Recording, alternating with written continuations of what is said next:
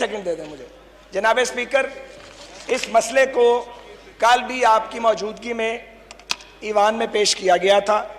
اس کا تعلق انٹرمیڈیٹ کے ایگزامز کے ساتھ ہے، میٹرک کے ایگزامز کے ساتھ ہے. گزارش یہ ہے کہ کل آپ نے جب آسن اقبال صاحب کی، میری اور راجہ پرویز اشرف صاحب کی بات سنی اور پی ٹی آئی کے بھی کچھ وردی ایم این ایز نے آ کے یا آپ کے سامنے اپنی استدعا پیش کی، تو آپ نے آنریبل پارلیمنٹری سیکرٹری صاحبہ کو یہ ہدایت فرمائی تھی کہ وہ ہماری اور وزیر تعلیم صاحب کی میٹنگ کا بندوبست کر دیں، اور اگر وہ ناردرن ایریاز گئے ہوئے ہیں جیسا کہ بتایا گیا یا اے جے کے جدھر بھی ہیں تو ہم اس پہ بات کر لیں گے زوم کے اوپر. رات کو میں نے آدھی رات کو آپ کو تکلیف دی اور آپ کو میسج بھی کیا، آپ نے اس کو ایکنالج بھی فرمایا. یقیناً آپ نے دوبارہ ہدایت بھی کی ہوگی، آج صبح بھی میں نے آپ کو میسج کیا. اب کل امتحانات ہیں جناب، 50 لاکھ بچوں کا معاملہ ہے، لاکھوں بچوں کی تیاری نہیں ہے، کیونکہ محکمہ تعلیم نے محکمہ تعلیم نے جو سمارٹ سلیبس کہہ رہے ہیں وہ مکمل نہیں کروایا. میری بہن نے کل یہ فرمایا تھا کہ سپلیمنٹری ایگزام بھی ہوں گے. ہمارا کہنا یہ ہے کہ آپ 2 امتحان جو لینا چاہتے ہیں، 2-1.5 مہینے بعد آپ سپلی لیں گے تو بچے فیل کروانے ضروری ہیں. آپ ایک امتحان لیں، اخراجات بھی کم ہوں گے اور لوگ ٹینشن سے نکل جائیں گے اور ریاست ماں جیسا سلوک کرے. لیکن ہم سے کسی نے جناب اسپیکر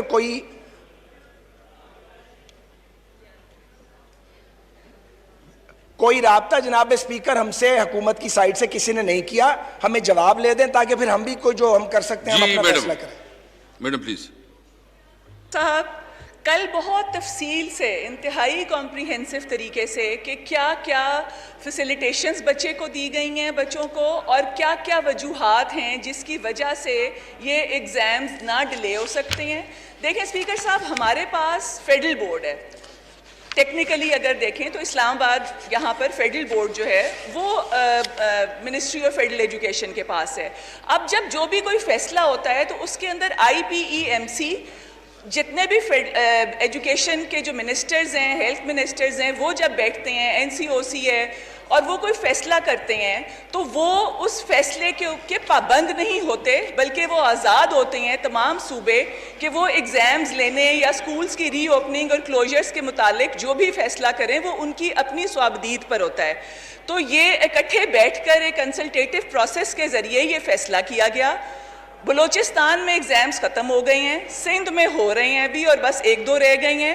اور اس کے ساتھ ساتھ یہ کہ ایک یہ سائیکل ہے کہ پہلے ایگزامز ہوں گے، پھر رزلٹ آئے گا، اور پھر اس کے بعد باقی کالجز میں اور پروفیشنل یونیورسٹیز میں ایڈمیشنز شروع ہوں گے. تو اس کے حساب سے فیڈرل میں یہ ممکن نہیں کہ اس طرح سے آگے کیا جا سکے. اور آپ سے میں نے کل بھی آپ نے یہ کہا تھا، ہدایت کی تھی کہ منسٹر صاحب سے بات کر کے وہ وہاں پہ ایک منسٹری کی امپورٹنٹ انگیجمنٹس ہیں، آفیشیل کمٹمنٹس ہیں، جس کی وجہ سے یہ بار بار جو ہے وہ ڈیلے ہو رہا تھا، اور اب وہ انہی وجوہات کی بنا پر گلگت بلتستان میں ہیں. میری ان سے بات ہوئی تھی اور انہوں نے کہا تھا کہ میں خود آپ سے بات کر کے اور میں اس چیز کو میں کر لوں گا ہینڈل، کہ میں نے آپ سے جس طرح سے بھی جو بھی آپ سے تفصیلات طے کرنی ہیں.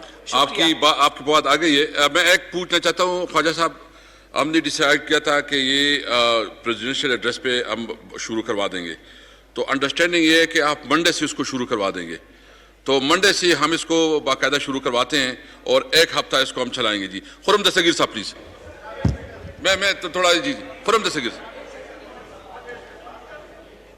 جی. خواجہ صاحب میرے خیال میں کافی ڈسکشن ہو گئی ہے. جی خواجہ صاحب پلیز.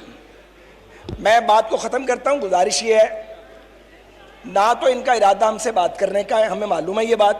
ہم نے اتمام حجت کیا ہے. منسٹر صاحب کی کوئی انگیجمنٹ نہیں ہے، ہوتی تو بتائی جاتی. گلگت ناردرن ایریاز میں وہ کیا کر رہے ہیں ان کی مرضی ہے، وہ آزاد آدمی ہیں. یہ رویہ درست نہیں ہے. آپ 2 امتحان لینا چاہتے ہیں، بچوں کو فیل کروانا چاہتے ہیں، ٹینشن دینا چاہتے ہیں. آپ کی باتوں میں کوئی وزن نہیں ہے. سو ہم اور تو کچھ کر نہیں سکتے. آپ نے بات سننی نہیں ہے. ہم انڈر پروٹیسٹ واک آؤٹ کریں گے اس ایشو پہ. بہت مہربانی. جی چترالی صاحب، عبد اکبر چترالی صاحب. شکریہ جناب اسپیکر. جناب اسپیکر ہے، یہ جو بل ڈاکٹر مزاری نے پیش